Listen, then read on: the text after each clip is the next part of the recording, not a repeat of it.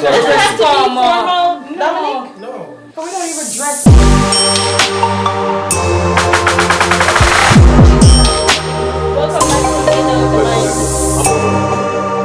That's good. Yeah. Alright, so Brian.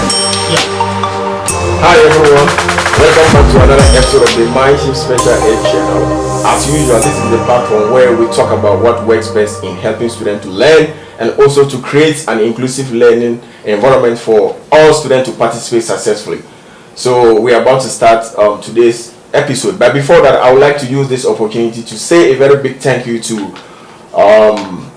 the amazing educators who have made it to this point to share their experiences with us. Matter of fact, a lot of our viewers and subscribers reach out to me expressing how appreciative they are listening to the previous discussion that I have. So I would like to start mentioning the amazing educators who have been here. I'll start with Miss Ernest. She has been here and we discussed a lot, and some of our listeners reach out to show how appreciative they are. Miss Webi too has also been here. Another amazing educator who have been here was Mr. Bed.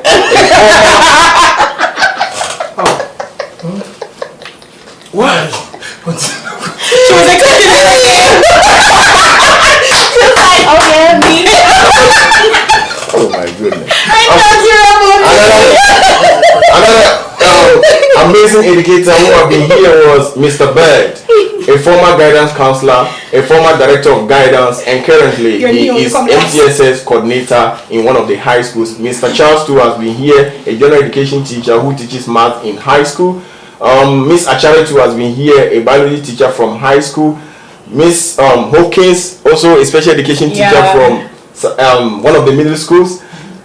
Miss Tova too has also been here, a special education teacher from a high school. And Miss Warris, she has also been here, a former assistant principal, and currently she's back to the classroom as a special education teacher. Nice. Okay. Yeah, Miss Steele too has been here. Thank you, my producer. Miss Steele too has been here, a general education teacher from high school who teaches US history.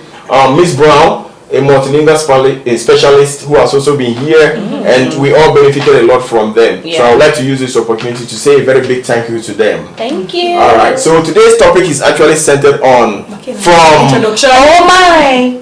We have not introduced. You don't get it. Hold on. All right. So today's topic is actually centered on from adjustment to achievement. Okay. So we're going to be looking at strategies and innovations that actually help students to thrive during the first semester. So in doing so, we'll be reflecting on instructional shifts that we have made during the first semester, practical creative practices, and also innovations that has helped students to be successful, engaged in the teaching and learning process during the first semester. That's what we'll be looking at in this discussion. So at this point, guess what? I'm not going to be the host for today, but I will choose one of you to be the host, and the host will do the introduction. So, but before we figure out who is going to be the host, I have a package for one of you. Oh, wow. Yeah, a package. So after the package, then that is where we'll figure out who is going to be the It all host. depending on what's inside the package. You want to know? Yeah. Wait. The iPhone 17. It's not iPhone 17. No, none of you should think I'm coming to propose. It's more than, it's not the ring, so just hold on, okay? Well, All right. you too. She's taken. I'm taken too. You take it. Where's your ring? Oh, okay, no problem. So this is how we're gonna do The it. relationship with Jesus is Solid. Yeah. Solid as a rock. yeah. May you live long. Alright, so now this is how we're gonna do it. I have a package here that I'm gonna present to one of you, and after that we'll figure out who is gonna be the host, okay? Alright, I don't know what I should give it to you to open. No. You. I'll open and No, you then go I ahead, decide. go ahead. Open. You're the host. How are you sure? That's not what it's in there. Open it.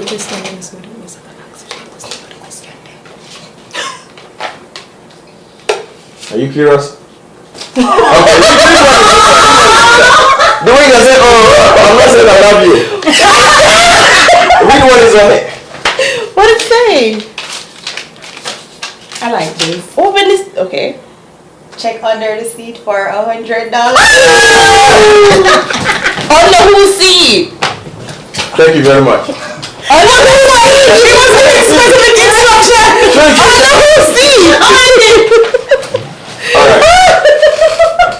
No, show it to the camera. Show it to the camera.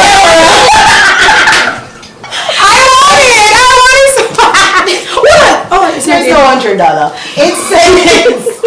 It says I am the host for today show. Alright, thank you. Congratulations. Alright, so go ahead, take over, let's proceed. Nice girl, Daniel. Iba. It's coming. Alright, so hey everyone out there in TV land, welcome back as the rightful host. Welcomed you earlier. I am Michaela. I am a science educator, and today we have two beautiful ladies and handsome gentlemen who are on the show today to just share with you what has worked for us and things that we will be putting in place for the future. So I'm going to allow my wonderful guests to introduce themselves, starting with Miss Swibby. Go ahead. Alright, so hey everyone, I am actually Mrs. Henry, but I go by Miss Swaybe because that's what everyone knows me as in the work world. But I am a science educator. I teach grade 8. I am also a holder of a master's in special education, and hence why we're on the MindShift educational channel. Yeah. Okay. Yeah. Oh, thank you for that. I forgot to say that I also have a master's in special education. Next to Miss Ennis. So hello everyone, I'm back again, and I'm Miss Ennis, a recent graduate with a master's in SPED. I want a little bit of that inside there. I am a SPED teacher. I started off as a resource teacher, and now I'm a self-contained teacher for 6th, 7th, and 8th grade, and I'm loving it. Wow. Wonderful. Thank you. And to the thorn among the roses. Oh my God. Thank you very much. Okay, my name is Salahuddin Masaudu, one of the Wait, special- I did not get that. Go ahead, say it again. Alright, my name is Mr. Masahudu. Mr. Masa. Yeah, one of the special education teachers in a high school. Alright. Okay. That's it. Okay, alright. So now that the introductions are out of the way, let's start off. But what is one thing that you enjoy about being a teacher? For me, I would say is the connection and the relationships that I've built with my students. I mean, our aim is to, educate our students, teaching them lifelong lessons that they can, make connection with in the world as they grow older. But I believe that without the relationship, without the trust, then you would not be able to gain that without a force. So for me, it will be the relationship. I prioritize building strong connections and relationships with my students and also with their parents. So that's it for me. Alright. Same. I believe building rapport with kids and students is the most important thing, because with having good relationship with the students, you can ask them to move a mountain and they will. Children out here moving mountains. That is why it is important to develop relationship. Do you have something different to say? No, I'm also in the same line, and I agree with all of them. Building relationship goes far beyond teaching in the classroom. Right. So that's really true. I agree with them. Wonderful. So what about you? I can agree with you. As the host, I'm asking the questions here.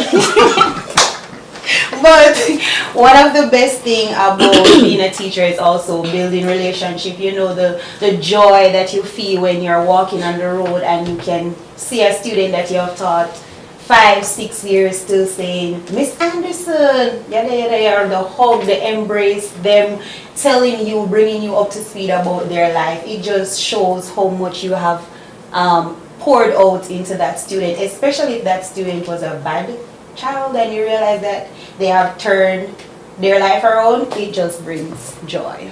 Right.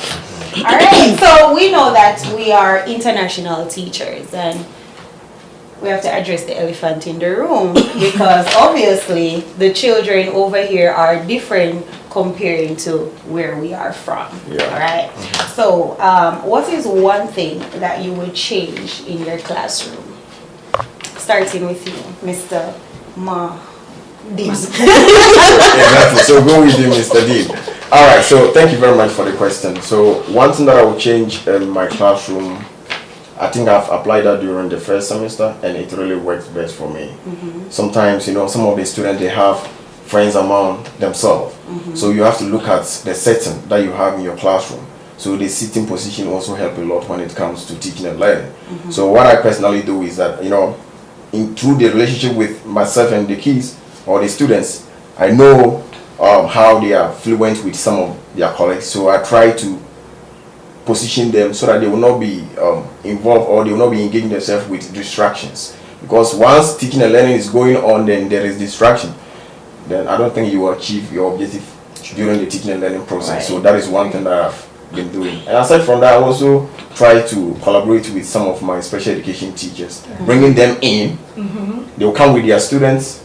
Then I'll just let them to be going around supervising whilst I'm doing the teaching. That's what I do as well. Okay. Yeah. Miss Ennis? For me, and being a self-contained teacher, I will lead with that perspective. And for me, I believe in slowing down everything. I mean, teaching, sometimes it can be fast-paced and sometimes students with disability, they might miss certain instruction depending on the teaching module or the styles. So for me, it's just slowing down everything, figure out how best your student to learn, because not every cap fits all that we will say. So know what learning style best fits that student, and once you build the relationship, the rapport with your students, you'll be able to know what works best for this particular student, and then you will bring that into play for them. So for me, it's just slowing down everything, figuring out who your student is, and align your instruction to meet their needs. Okay, Mrs. Henry.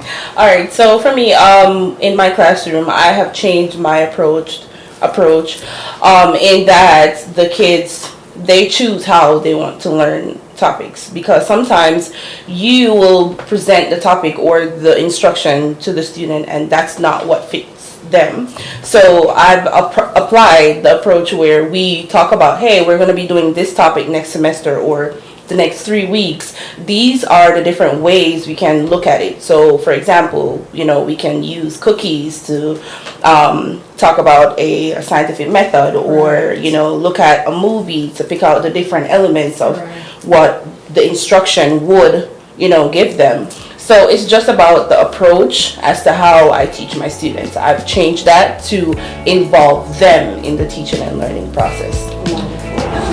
At this time, we'll take a break.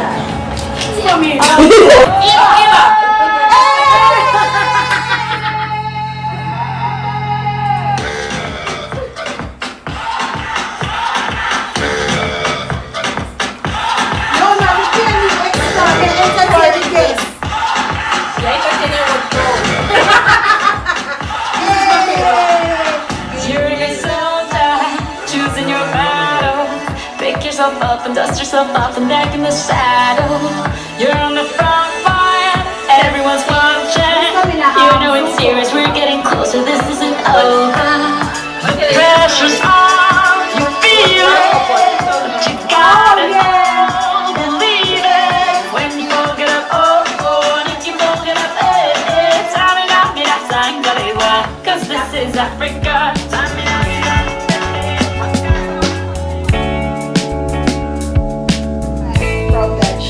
Break. Earlier we have heard from our guests certain things that they had changed in their classroom, and now we're continuing the discourse. So we have been out for approximately 2 weeks now, and as teachers, what was some of the feels that you were feeling on your 2 weeks? Did you feel like you want to go back as yet? What were some of the things running through your mind, Mr. Lee? Okay. Thank you very much for the question. So is that debate? Yeah, it's not a debate, but I need to thank you for that, because that is a good question. You know why I'm thanking you for that question? Sometimes when you are in a break, you don't even want to think about Right? work, right? Knock it out. Good. That's a good question. So in that, with regards to the question, I'm now coming to respond. Okay, so the feeling was I was overwhelmed with full of joy and happiness. Oh. I told myself that I needed this break so that I can build myself and go and face the second semester. Yeah, because before, I think that was the last week before we went for the break, I was really exhausted. So I was even telling myself, should I take days off or not, but I just kept pushing because of IEP meetings and those stuff. So the feeling was too much and I needed this break. Yeah. All right. Mrs. Henry? My thoughts on the break, it is, I wish it was longer. Definitely agreed. The 2 weeks, the days are up because, at the blink of an eye, we're back in the school system. So I feel like I did not get enough rest, but I think next semester is going to be short. Like, the feeling is going to be shorter than the first semester. So by the blink of an eye again, we're going to be out of school. Yes, and Miss Ennis? I'm a very simple person, so for me it's more like, reflecting on, just a quick, short reflection on how that semester went for me and how I can, what changes I can make to move on forward. But more like relaxing, me time, enjoying my space, my time, don't have anyone calling. I turn off my emails notification. I was just not in the mood for work. I just needed to replenish myself so that I'm fit to resume. Okay. And for me, I love teaching. I don't teach content, I teach students. So, and as you can see, You say you're not teaching? I look like a child myself. She does. So I blend. I was looking at my producer's face. When Miss Anderson said I love teaching. No, let me. She has a passion. I have a passion for my kids, my students. They are my heart. If you're out there watching these kiddos, I love y'all. I love you. So I have a passion for teaching kids, and if you don't have a passion for teaching, then it's going to be overwhelming. It's going to be exhausting. It's going to be like, again another day, here I have to go, right? But because I love what I do and I enjoy doing what I do, I want to go back. I want to go back. I miss my kids. I Who does see you, Miss Anderson? But there's a flip side to it, because coming down to the break, I'm ready to go. Because I'm going to fly out. I'm going to enjoy time with my family. I'm going to do this and that. But after 3 days home, and I realized that all I'm doing is sleep, eat, watch TV. I miss. Go and sit down. But I miss doing that. That is what happens when you do not have much responsibility. No. I have responsibility, and kudos to everybody in here have responsibilities. Some people might have more than others, but I miss saying, boy, and I have nobody at home to do that to.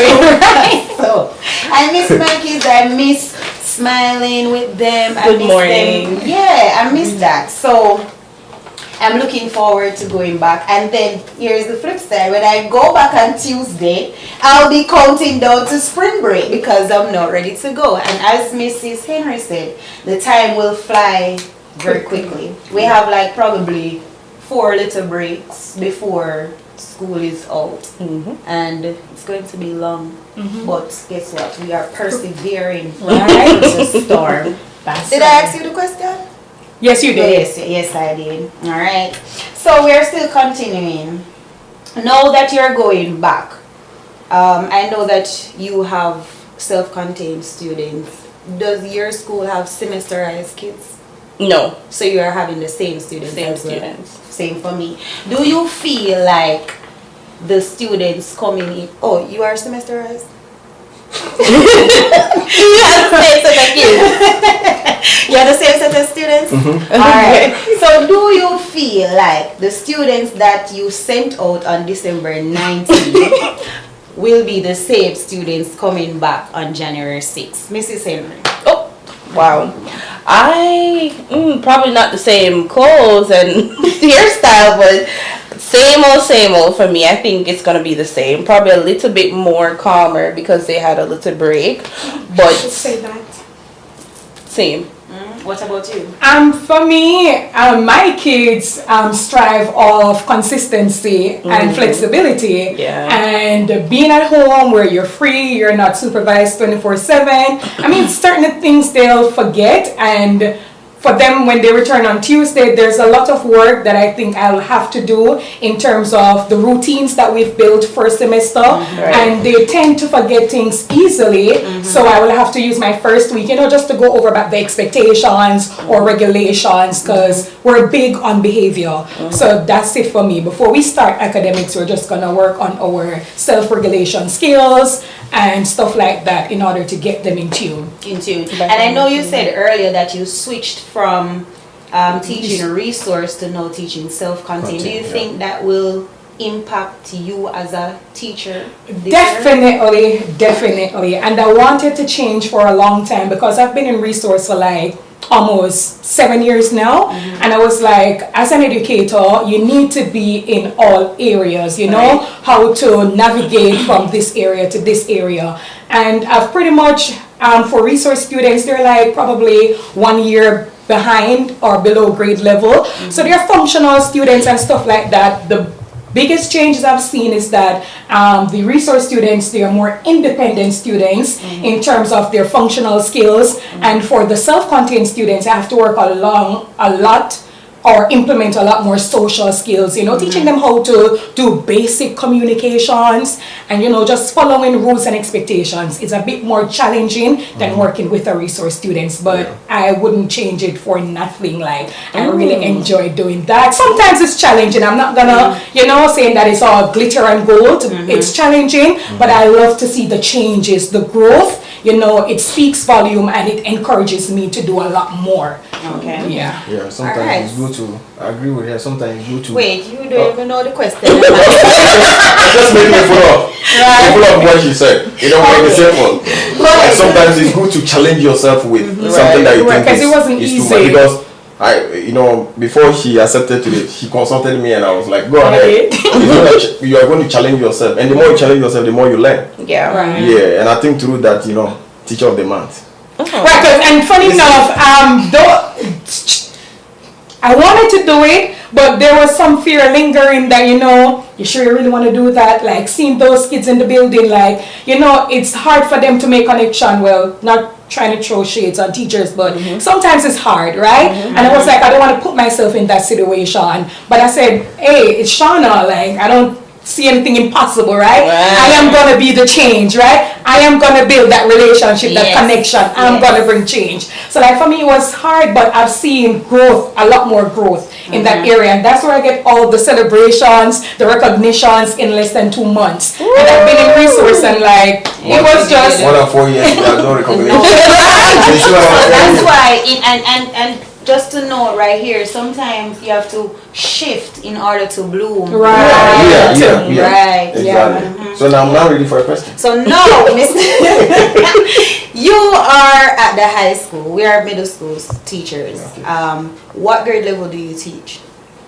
9 up to 12. 9 to 12. Okay. So we know that we're getting, little kids. But you are more up there. Mature. Do you think that for at their level, they're there where they're supposed to be, behaviorally, maturely, from the Christmas break coming into now? Are you, what's the word I'm looking for? Are you concerned with how they will enter into the school building on Tuesday morning? Or you think they have it all together? You see, that is always the challenge. When you find yourself in an environment where learners sometimes easily forget things. So to me, based on my experiences since I've been here, the first week is going to be like psyching their brains back to the learning environment, because it's a total different thing. So whoever that is, I'm not saying we are different teachers altogether. Right. Whoever that is saying, any teacher out there who is saying, I'm going to get my kids to start teaching, to start learning this week, to me personally, the person is just deceiving Or They don't know herself, right? But for me, I'm gonna use this. They are not psychological. They are not ready. So I'm gonna use this whole week to psych their brains or their minds back to the teaching environment. To rewire them. Yeah, exactly. So basically, we're gonna rewire them. Yeah, we have to. Okay. Because we're talking about adjustment to achievement. Exactly. And as teachers, I would hope that that is what all our purpose is, to help bring our kids to achieve what they are supposed to achieve. And we're dealing with special needs kids, so you know that it's going to take more, it's going to require more from us. All right. But are we sorry to go ahead. So we are looking at the adjustment that we did during the first semester, the adjustment that we made, and those adjustments led to achievements. So let's ask ourselves, what are some of the adjustments that we made during the first semester?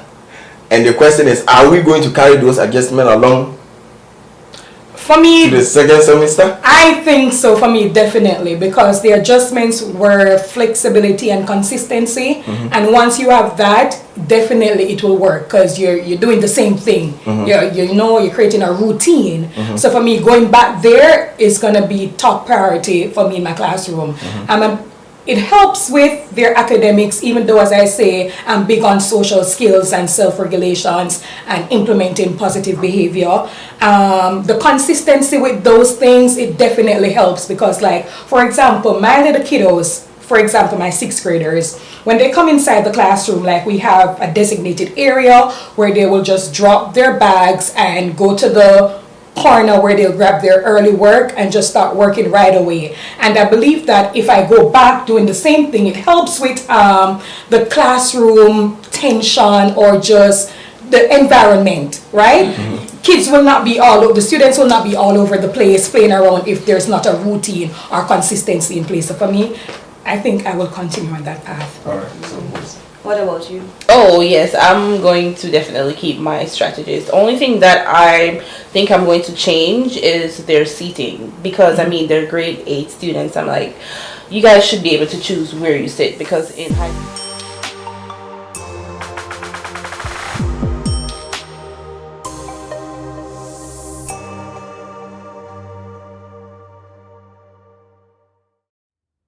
So I will start. I'm ready to share my memorable moment that I feel embarrassed. Okay. So my producer is a witness to this. There was a day, like I was saying, I have a first degree in special education and mathematics, so I can actually be a general education teacher as well. So I know we special education teachers, we go with special needs, and sometimes it's usually the small group setting that they come to exhibit the other side of their behavior. Right. So that day they stress me out. I even called my mom and I was like, Mom, your son is in an environment where he doesn't even know whether he says it's or not. So I came home and I just entered. I didn't say anything to my friend, my producer, and I just went straight upstairs and threw my bag. They asked why. I said, next semester I'm going to be a general education teacher. Then he's like, why? I said, I'm not going to be a special education teacher anymore. Why? Because it's a small setting, that is a special education classroom that the students usually come to exhibit the other side of their behavior. They believe you're their best friend. Exactly. Perfect. Yes. And even to the general education teachers, they always see we the resource teachers as best friends to students that are special needs. So there's students with special needs. Okay? So it's not easy. This time that I'm talking about, you know what he told me? What did he say? He said, no, don't change. You'll regret. So I was like, no, I'll change. The next day, I went to observe one of my students in the general education center. When I appeared there, the noise, sorry, excuse me my language. The noise, the general education teacher couldn't teach. I was like, oh, is that how it is? I said, oh, then let me think about my decision again. So I wanted to change. No. So, but that very day, like I was saying, I felt embarrassed and it wasn't easy.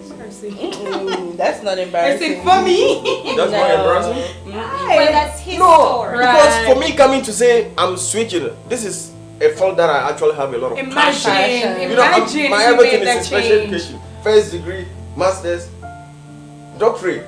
Woo! I'm doing It's everything is special education. smart people over I here. have a passion in it. You understand what I'm saying? So it's so embarrassed to me for coming to say I'm switching from that place to Right? Yeah, that child must have ticked you off. Yeah. All right, Mrs. Henry, what about you? I'm always the one to go first. But You're saying recently we were in the gym because it has been going down in terms of temperature and outside is too cold. So we were there in the gymnasium, and they were playing basketball. So the girls were having a little dispute, and because I have such a rapport with them, I went over there and they were gonna argue or fight. I don't know what they were gonna do, but I just stood there and they were like, "Mr. Wavy's coming, Mr. Wavy's coming," and I went there and I stood in the midst of them with the quarreling and whatever, and it stopped. Immediately they stopped. So I took the person that was they were arguing with, and I walked off. As soon as I walked off, a ball came and hit me right in the face, and all the kids started to laugh. Hey. And I walked. I continued walking as if I didn't feel it. It didn't have any effect on me, but my head was pounding. But I said, I'm not gonna give them the reaction they wanted.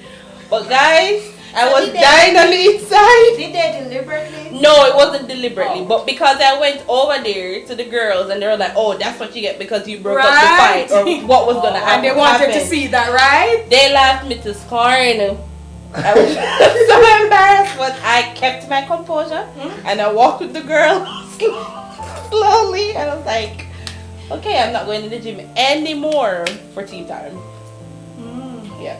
All right, Miss Annie. Well, mine was triggering, but I had to, wheel it in. Yeah. I didn't know how to feel, so I vividly remember teaching The Outsider, and that's an ELA content.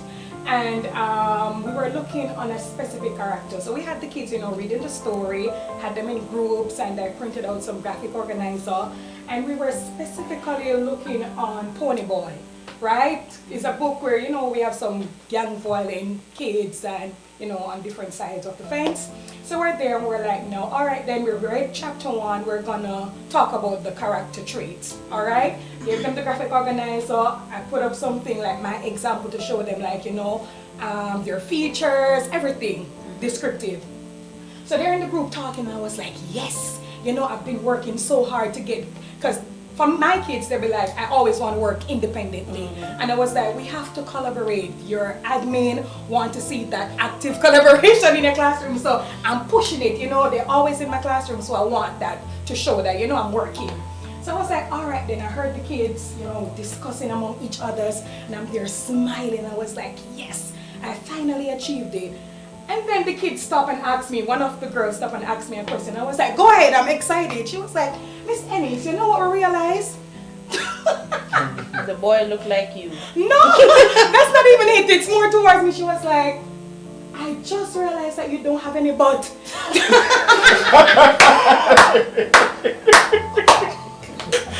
listen, I was dumbfounded. She was like, I don't even know what I would have done in that situation. So in the middle of you teaching, and you said admin was in the classroom? no, the admin wasn't there, but I'm saying those are some of the skills and strategies they want to see. So I was happy that they were actually doing it. So like I was there standing, so while they were discussing, I was like, let me move on to the next thing, write it on the board. So my back was turned, so they could see my behind. Right? So I was in a pants. So while I thought they were there discussing about the character, it was about me. And I was like, producer. Listen, I tell you, I was so ready for them to talk. When the kids said that, Miss Ellis, I just realized that you don't have any butt. Where is it? And I was asking, is it the first time you seen me? Like, I didn't know what it, and the entire class was laughing. The One boy thing I can tell you about these kids, they have no filter. None. What grade level was this? That was 8th grade. Oh yeah. So in that moment, your Jamaican in you, Listen. what did you want to do? Listen, I don't even think I can say it on this line, but they were. At one point, I started laughing too because, like, I told them right because, like, listen, I felt hurt. I was like, whoa. So I was like, and this is what you really can do? I'm going to talk about it, and that kid had nothing on the paper. The kid had nothing on the paper. Listen, I was hurt. So next I don't go and stand at the front of the class. I went to the back and I walk around and actively monitoring. I don't stand and So did you have a good relationship with these students? Yeah. It was just they were just goofing around. Yeah. Alright, Mr. Dean said he has another one. Yeah, another one. A friend was it actually started outside the school setting. So a friend wasn't in good mood, he said, we normally go to Charlotte to go and have a haircut, myself and my friend. So the guy over there was not in good mood, okay, but we still went to him to have a haircut. Oh Lord. So when we appeared there, my friend didn't get his. I see where this is going. Yeah, and during that time, that week, I was going to have an observation. So I wanted to look good. So, you haven't even heard the story. I couldn't figure out what it is. So the guy, I know I had a haircut. So Monday, he's like Monday. Oh, I dressed, Well, right? I was teaching. So, and this first block, the student appeared in the classroom and said, Mr. Dean. Oh, you had a haircut today? I said, yes, sir. Mr. Dean, are you sure this is a haircut? And I said, yes. When I turn this way, come and see that. You should tell me Mr. Dean. I turn this way, they laugh. I turn this way, I say, oh my goodness. That lesson I didn't even teach. They even went ahead and asked me, how much did you pay for the haircut? Listen, I'm telling you. I came out and a co-worker was like, you have never talked about my haircut. But you said, oh, Mr. Dean, have a nice haircut. I just said, no, this is fake. They're like, this is fake. The lies they do. Because my kids just finished laughing at me and you are and saying, they are going to be real. Let me tell you. The kids are very real. Yes, they are going to. He said, Mr. Dean, this is your haircut. Oh, no. That's not. And listen, it's my kids, like when I show up in the class and be like, Miss Ennis, you need to go do this. I'm going to recommend you where to go. Oh, yeah. Don't come back tomorrow with this. Exactly. You can't slip up with them. Yes. You can't slip up. No. You can't. You can't. They force me to be in a good mood all the time, though. Like, but this is about at least yours. You got a chance to head a ball. Ooh, right. Right. Well, my most Oh, let's listen to Miss Anderson. I want to hear this one. You have to bring it up. Don't I'm hide it. I'm not gonna hide it because I'm made peace with it. I think this was in my first year. I was teaching. I teach general education, but they have IEP kids inside of the classroom. This particular child, and Miss Ennis knows the child. She has a behavioral intervention plan. plan. So, again, I build relationship with my kids. So I would think that, I have a rapport with such girls. Even when the other teachers, speak ill of her and whatever, I would still converse with her. But I realized that her attitude just started to change drastically. Like, she wanted to come to school and do nothing. And for everybody who know me, I'm a soft-hearted person. Right? And and I am very emotional as well. So this particular day, it has been leading up. So this one last day, the last straw, I gave this girl work to do. She said she's not going to do it. She sit at the back of the classroom. She had a red Gatorade drinking. And this is my desk. She's over there. And I said, if you're not going to do it, you need to get out. Guys, the girl gets up with the juice and throw the juice At you? Oh my guys, God. let me say. I can imagine how she cried. And when she threw the bottle, For what? Because she don't want to do her work. So I pressed the buzzer and I called. Listen. Principal, right? Listen. Guys, and when they say do not stir your righteous indignation. And you know, as a child of God, I have to exemplify. Right. So I did not do anything. I pressed the button and I called the principal. So when the principal coming out, no, this is when I started crying. If I have to express myself, that's when I'm going to cry. So the principal came and she was there asking me what happened. Oh, so I'm talking and then the tears just coming. came. I understand. She was like, tears. You know, the little girl walk around the school And telling tell everybody that she she beat made. I wanted to come to the class the next day. Even the same day. Same day. The message was all over the building. I made Miss Alice She cried and she was And bragging. so she's proud of it. Yes. The student was proud of it. But the next day, we are good again. Yeah. Like, Right? I don't know, understand their brain. Yeah. They do things, and that's why sometimes as educators, like I'm not agreeing with the physical aspect of what she did, but like to remove our emotions from certain things, because like they'll do something like that and then come back tomorrow pretend as if nothing happened. And even when you start on a clean canvas every day, like certain things you're gonna draw the line. Like it's mostly those little things. Yeah. Because I can't take out the emotion because I'm emotionally strained and I have high expectations for my children. And maybe that is my problem, having the high expectation, because when they don't meet my expectation, then that is where I get stressed out. and the thing is that you want them to learn. I be like Angry Bird. And then the same thing again. So these are my little moments. Oh, okay. Earlier last year, I was gonna say, this year we're still in the academic year. They came in with the no chewing gum rule, right? If you chew the gum, you're going to get a write-up. It's a infraction now. If you're not tell them spit it out, it's a write-up. And this particular girl, you know, she was new at it. But you know what? I'm not going to say because my kids are on the platform. But yeah, just the attitude with these kids, like she was like, I'm not gonna spit it off. I'm not gonna spit it off. Yeah, so when I'm writing up it, when I'm writing the infraction, the emotions, like, she's real. We have to put emotions away. Listen, she worked on her sleeve. Spoke to the student. The student said yada yada yada and gave me attitude. And I spoke to her more than one time, and she did this. I'm pleased to talk to her about it. And I walked out to the principal because at this point I wanted her out of the classroom. And I went to the principal and I explained it to the principal and I started crying because I wanted to see the tears that I'm real. And guys, you come back again. Imagine. Teaching is a work of heart.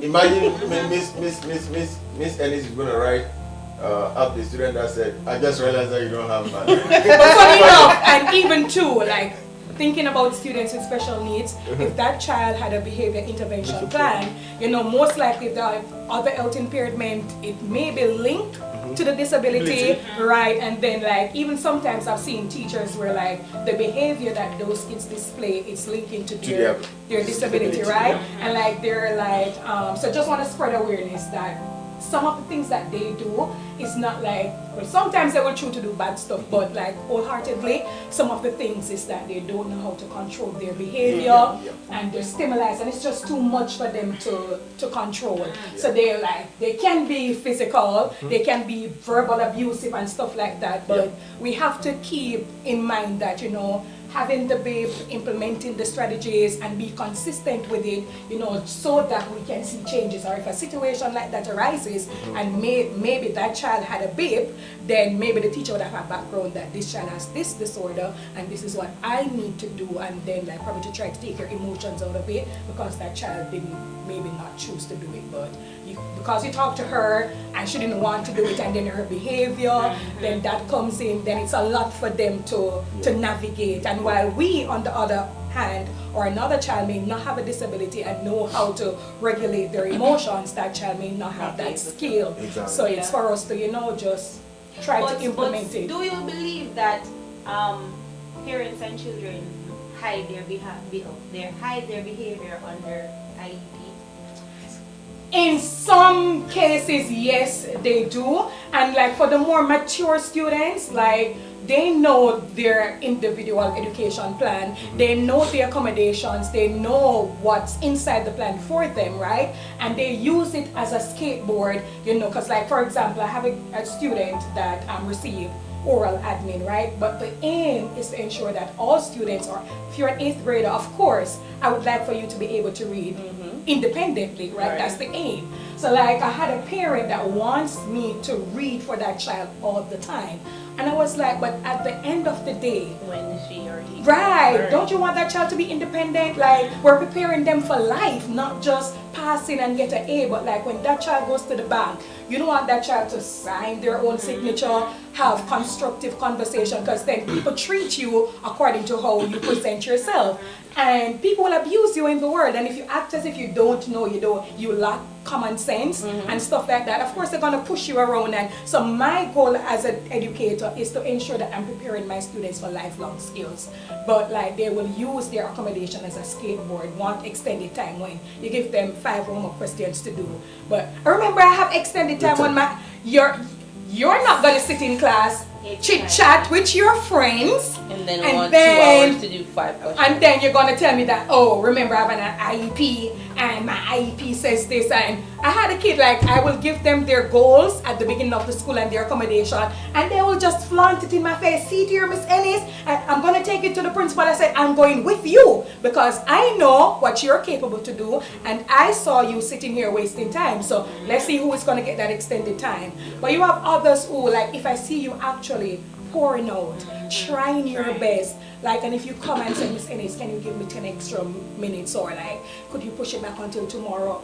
100% I'm all in, because I saw that you sat, you asked questions, and you are willing to learn. So in situations like that, of course, I'm going to be lenient, and even if it goes above the IEP, because there's so much and so more that you can't put inside of the IEP, and even if you have students who are in the wrong placement, for example, a student should be in self-contained classroom, but because of their parents, they want them to get that, right, to get a diploma at the end of high school. So they keep them in resource, but they're struggling. So on the IEP, they will have like extended time for 50% of the class time, and that child take at least 2 weeks to get that 10 questions answered. And then you'll do stuff like that, so like I'll know that child actually needs the help. But for the independent ones, like, if you waste time, then you make your bed, so you lay in it. So it's a 50-50. For me, recently I had a student that they gave, well, I guess they didn't remember of the student and her IEP from her previous school. The student came in the middle of the class while teaching with the IEP in hand, and she was like, hey, this is my IEP. If you don't follow it, my parents and I are gonna sue you. Their favorite word. So Really? And afterwards, the behavior of the student drastically changed, meaning swimming on the floor, climbing on the table, and that's because of the IEP enabling, and BIP as well, enabling the behavior, because that child now knows that I have this, you have to redirect me as an 8th grader. I have to redirect you every time that you have an issue or you're off track or you're doing something that you intrinsically know that you're not supposed to be doing, and the IEP enables that. So it's a good and a bad thing for them to know about, the different goals and their accommodations and modifications. But some of them, you do definitely use it as a skateboard to get passes with certain stuff. I'm all in for students, and I love to see my students grow, but if you're going to waste time, like, it's a no. I'm going to push you, because even with those accommodations, I want for you to exceed. I want for you to eliminate from 10 to 2.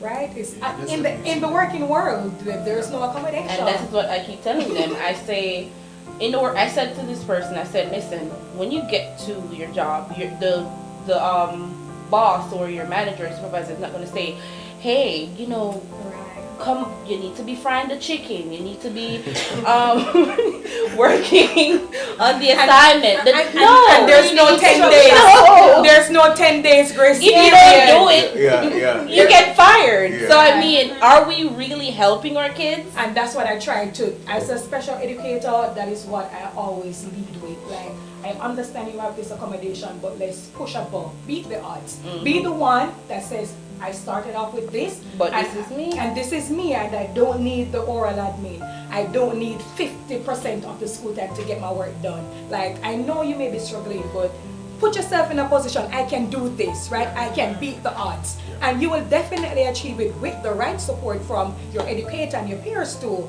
Can support you in that, and your parents too, because it's a team. So once everyone is on board, then definitely I've seen changes, and I know y'all seen changes with the students who are really trying their best. But if you're sitting around and wasting time, and kids, if you're out there, don't waste time, No. right? Right. We're gonna hear from Mr. Dean Alright. on this. Okay, that's looking at the accommodations. To me, some of the students are abusing the accommodations. You have to use it in the right way at the right time, and with regards to what you are about to use it for. For example, let's take it that you are coming to do small group setting for quiz and tests. If you don't need it, you don't have to. It's not a must for you to go to the small group setting to go and have the test. Oh yeah, my Yeah. kids always. Oh, can I go to my teacher here just to do the test? I'm like, no. You need to do it in your when you're going to be doing your end of year state testing. If you're not pulled out, you're going to be in the general setting. Right, so it has to be consistent right across the board. So if you need it, fine, you can use it, right? But if not, and usually what they'll do too, they'll provide like the noise cancelling headphones for them to use. So like, if you have that, then you can sit in the classroom. Like, in the working world, there's no separation. Besides ADA law, there's no other separation. You're gonna be with everyone. Teamwork is a must. Even if you're a boss, Yeah. you're gonna have to know how to lead a team. So Exactly. You know how to communicate with your employees. right. Very true. So with the small group setting for quiz and test, like recently before the semester ended, I was discussing it with the admin who is in charge of special education department. Right. So we're just talking. I was like, it's high time we have to look at this thing. If a student is not having ADD as a disability, Right. They need to he stay. or- there's no need for the child or the student to have a small group setting for quiz and test. Yeah, they need to Because stay. that's this thing is actually addressed, because if a student is not having a behavior problem, why should you have a small group This is a setting for classroom. quiz and test? I probably give them preferential seating. Probably Exactly. sit front row of the Yeah. class or near to the teacher. Yeah. But besides preferential seating, I mean, you can sit with your friends and do everything else. Yeah, because some of them, they are actually coming there just to come and chat. Chat. And it's like, yeah, it's Yeah. That's true, and I wholeheartedly agree with your responses, and I do believe that they are hiding behind IEP. I, for one, sometimes I treat everybody like they have accommodation. So everyone in my general education class, They receive I the treat extra. them like they have accommodation. I give them extra time on quizzes.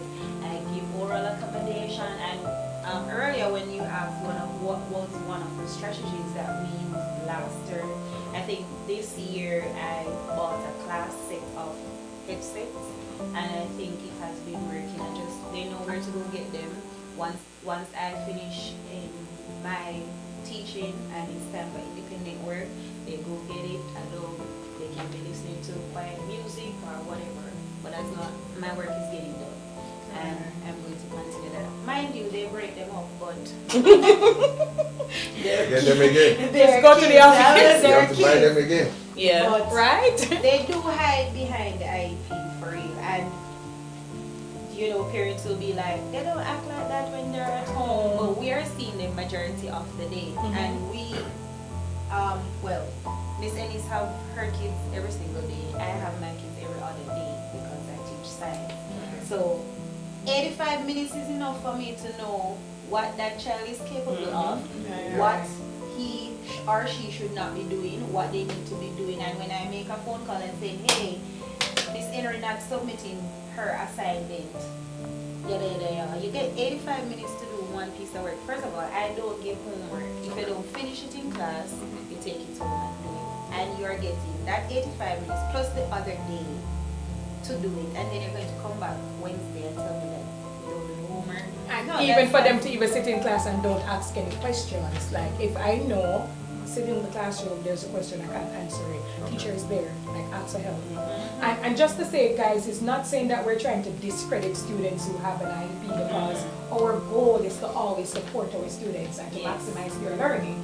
So of course, if a child has these accommodations and we know that these accommodations benefit the students, definitely we're just going to shoot for it because we want growth and independence. But just to say that sometimes they do hide behind it, as what Ms. Anderson says, and as an educator or us just being in the classroom, we have to, stand up firm and advocate for students too. Right. If they don't need the accommodations, because their parents will think that, oh, if he needs the extra time, he probably need it in all classes. But as an educator, we have a student for a year, and of course we're going to see growth, right? They're not going to start off with this, I know definitely they're going to need it. It is even to maximize the time, because that's our goal. Then if we're not seeing any changes, then what is really going on in the classroom? So we want the best for our students. We want them to learn, but sometimes, we have to stand up and say, hey, this is not benefiting them, because some accommodations can abuse the child as well. It causes harm than good, right? And some of the kids or some of the students, sometimes they themselves advocate for themselves. Oh, Mr. Dean, I don't need this anymore. Right. I don't need this. Growth. I don't want the IEP. Imagine a student coming to the high school, right? And he has never gotten 80. Always 90 plus, 90 plus, 90 plus. So when he got to 10th grade, I was like, during an IEP meeting, and likely we're doing the meeting together with the school psychologist. Right. So I was like, no, I don't think this guy needs. And I love when they can advocate for themselves. Right. What about the accommodation? He said Mr. Dean, I have never used that. Right. He finishes his work in the classroom. That's good. Yes. Also, on the note of IEP, while they will come with their IEP, I have some kids. I don't know if y'all experience this, but they're always saying, "I operate like that because I have ADHD." Everything. Everyone has ADHD. Everybody. Self-diagnosis is a common thing in America. One student had someone else like, please. That student is not my student, but because we collaborate. Yeah. So other special education teachers brought them, and then I was teaching them out. So I was like, please, this classroom we don't use headphones during instructions. Please, the student just said, Mr. Dean, I have ADHD. And I said, I tell him that I have it too. ADHD. And I was like, please. Who diagnosed you? Right. I tell him that I have it too. Yeah. And I'm out here being independent, so I can't you. Yeah. No. On to the next. So we talked about the most embarrassing moment. What was one of the most rewarding moments as a teacher? Miss Ennis. Alright, so for me, this is so emotional for me. So I had a student, he is a student with autism, let's phrase it right. And like for him, a part of his struggle was making social connection with peers and with his teacher. It takes a long time. And he's a sweet student, he's quiet, he's respectful, and I know he's doing well at the high school because I keep my relationship with his parents, so I've been checking in from time to time, and he's doing extremely well. Wish I could call his name, but shout out to you, you know yourself, so right? For him, for the first semester when I met him, like, I love to hug, I'm a hugger, right? So I like stand at the door, greet my students, give them a hug, good morning, how are you, and stuff like that. And he'd be like, no, I don't know you. You have to earn my trust. You have to earn my hug. I was like, okay, I didn't take anything of it. I was like, it's okay, you'll get around. And it was, fast forward, I remember, I think it was the second to last day of school. I was busy, I was about to get observed on the second to last day of school, right? And I was preparing because that was kind of unexpected for me. And I was just rushing around and getting stuff done because I wasn't prepared. And the kids, they were just walking in. So the student that refused my hug every day, he was like, Miss Ennis, why are you not at the door giving out hugs? So I was like, I'm busy. I was like, but when I look at him, I was like, but you never accepted my hug. So like, right? And he was like, that doesn't say anything. I want you to be at the door. So when he said that, I was like, oh my God. Like I thought that I was just, so I went back, I put everyone outside. And I called them in. And when it's his turn and he was coming in, he literally hugged me. And he was like, I love you, Miss Ennis. I was like, oh my, out of this world. I was like, I was shocked. I was never expecting. Let's go. 1, 2, 3. Oh. Listen, tears of joy. Yes. And from that day, I'll never, and that was like my second year or early third year. But like, I never forget that child. I love him so much. Mr. D. Oh, alright. My rewarding moment, right? So I think I helped one student who was always willing to quit. So I had series of meetings with him and his mom and then the whole IB team. Words of encouragement that I was always given to him anytime he comes to my class. And because of that I collaborated with all his higher education teachers. And they understood me that anytime they finish teaching they should just leave me in class to come to my class. Because my class feel like a home to me. He even told me that my class is even more homey than his actual place. You know, there's difference between home and a house. Yeah, so he sees my classroom as a home. Yeah, so and being so, I was able to help him with the last school year. So, and the parent reached out to me, and I realized that one of my celebrations, they posted it on social media. His parent was always commenting good things about me, and I'm not on Facebook. So someone screenshot it and sent it to me. And I saw that, that was that natural student's parents. Yeah, so that's one of the love. 1, 2, 3. Oh. Alright, Mrs. Henry. I have so much, but let me share this one. Because how can I say this?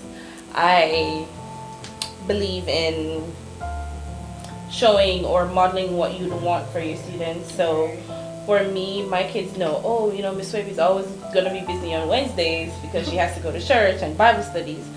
And there was this particular student that I would always talk to, and she would always follow me on Instagram or Facebook, wherever it is. And we would talk. She would talk to me about her parents, her grandma, you know, this family and whatever. She was going through a lot. And I remember she came to me and she said, Miss Abby, I was watching you on church. And I was like, oh, that's so nice. And she was saying, you know, my family doesn't go to church, or, you know, they don't believe in certain things. I'm like, that's fine. You know, it's not everyone, but I mean, it's fine. And one day she came to me and she showed me a picture of her being baptized. Aww. And I was like, I cried in the classroom. I was like, oh my God. Thank you, Jesus. Alright, 1, 2, 3. Aww. But yeah, even up to this day, she's in grade 10 or 9. That is good. She would message me, email me. If she sees me in Walmart, she's just always, you know, talking to me. And I really appreciate that. That was one of my best moments. Well, I have a lot of moments. As again, I am the children's favorite. Right. So I have a lot of moments, but this one of my students, I saw her crying, and anytime I feel emotional, so if I see you crying, I'm going to want to know what's happening, because I feel like I need to take on that. Right. And I don't know if it's a weakness or a strength, but so one of my students cried, and I went to her and I asked her, what's wrong with her? She was doing math. She was like, I can't get the math, and the math teacher, yada yada yada. And I looked at her and I said, pretty girls don't cry.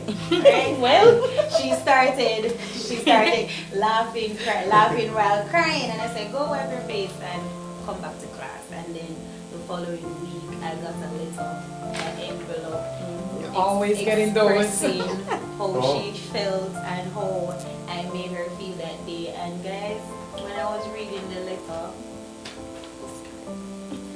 I know. always. Always. Always girls don't cry. And girls don't cry. Is that a cry?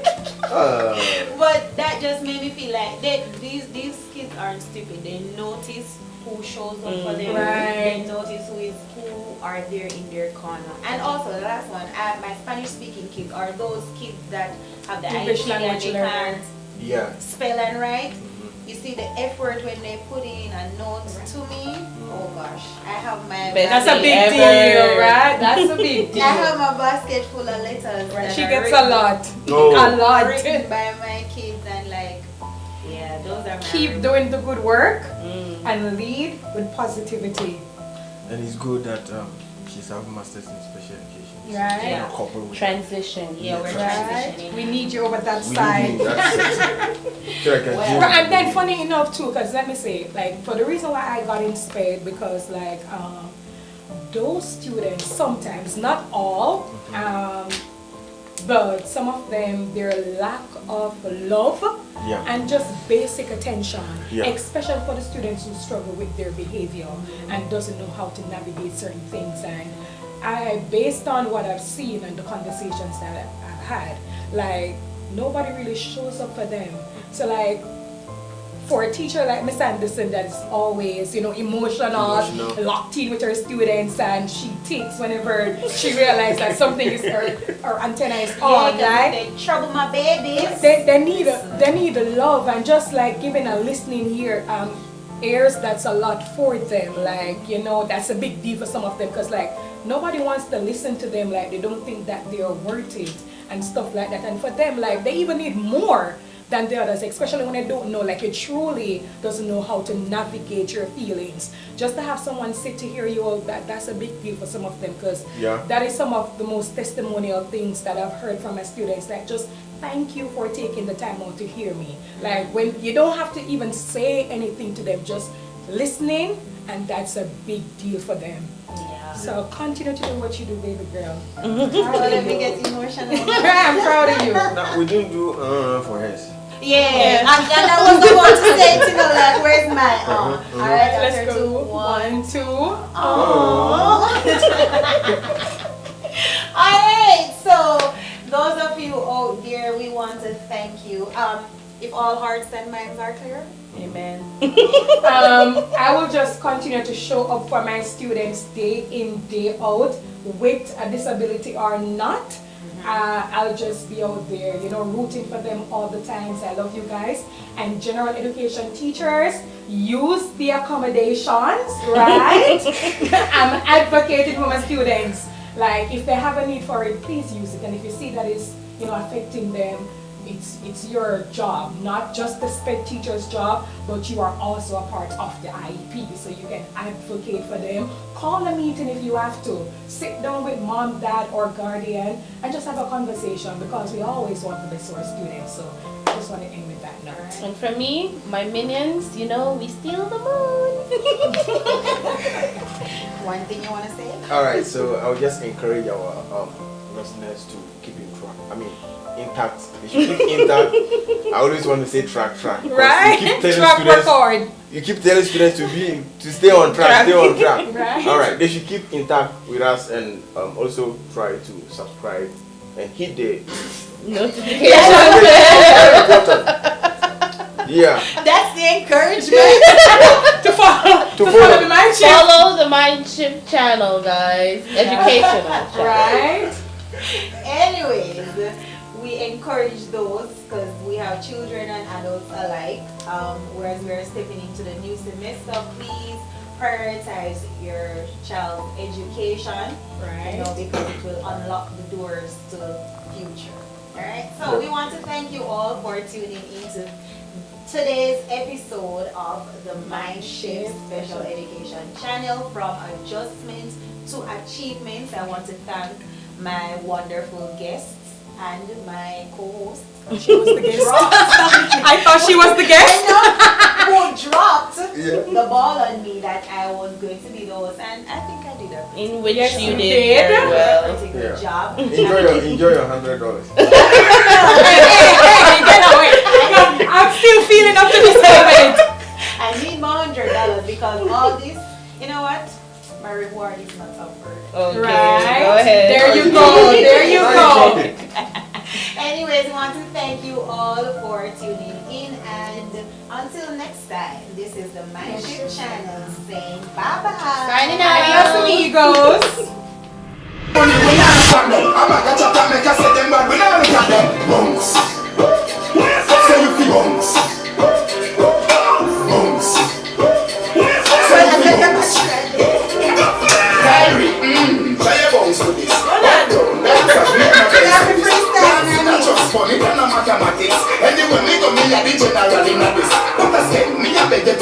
I can't dance, guys.